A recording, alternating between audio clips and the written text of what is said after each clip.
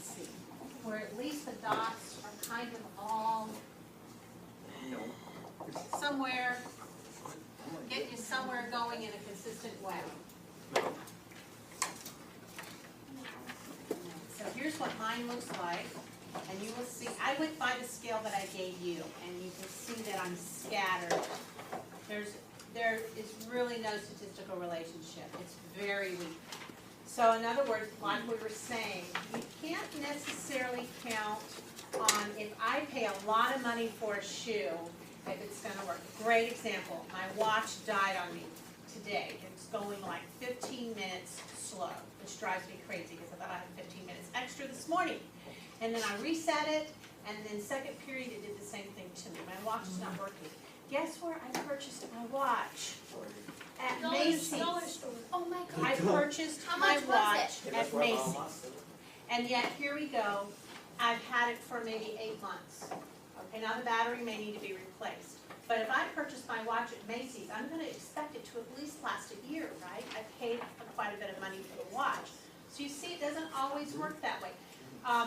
Unfortunately, it doesn't. So that's a great way to look at that. And scatter plots really help you see it. Can I ask you something? Raise your hand. If you saw the boring table sitting there, would you have really been able to have seen if there was a statistical relationship? No, right? You need to plot it so you can see it. All right, I want to do one more with you. Of course, your homework is to finish the packet tonight. You do have 2 scatter plots tonight. Let's look at the shoe size and the reading ability. This one cracked me up. So how many of you have big feet in here? Then you should be able to be a really good reader, right?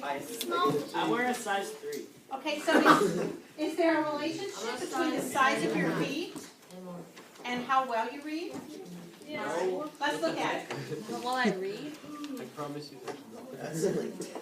Stay with me a couple more minutes. Do you notice what I did here? I drew a line, a best fit line, which we're going to be doing soon. So there is a relationship. But think about it, guys.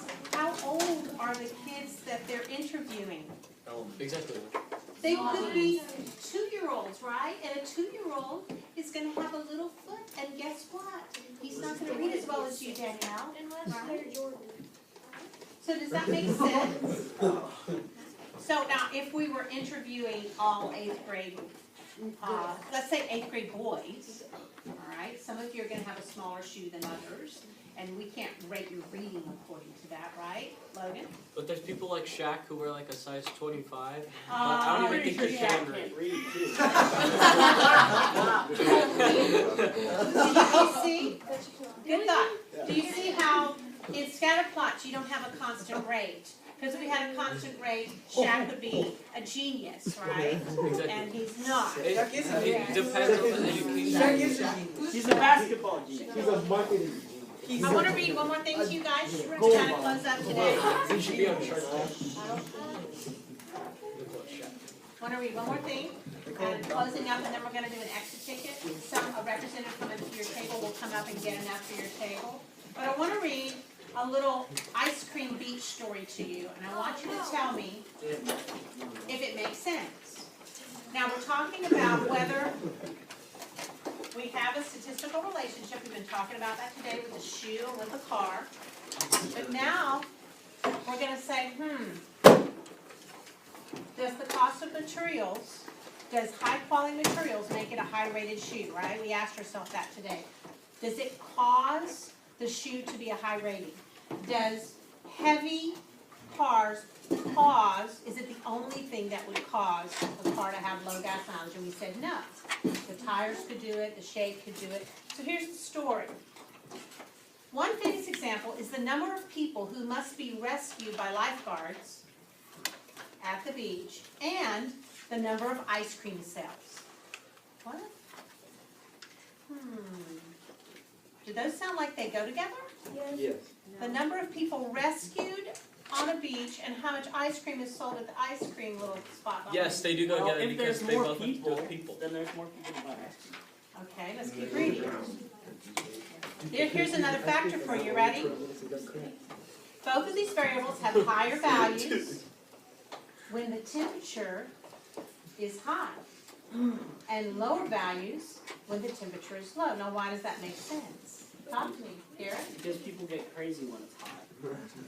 They're daredevils. Yeah, Where are you reading? and if it's hot, they also want ice cream. They want, okay, let me ask you this. Do you think the volume of people on the beach is gonna be a little different when the temperature's high and when the temperature's low? Yes. No, because they can take a Cool at dip. the beach. So the lifeguards are gonna be watching a lot closer because there's so many people out there, right? Okay, now, let's think. So, there is a statistical relationship between them. They tend to vary in a predictable way. If it's hotter, we're gonna sell more ice cream. If it's hotter, there's gonna be more people on the beach, so there's the potential of there being someone who needs help. But it's silly to say that ice cream sales increase because of people drowning, right? That's silly. But if you think about it, you just got like recipes and things nowadays. I think I'd want an ice cream.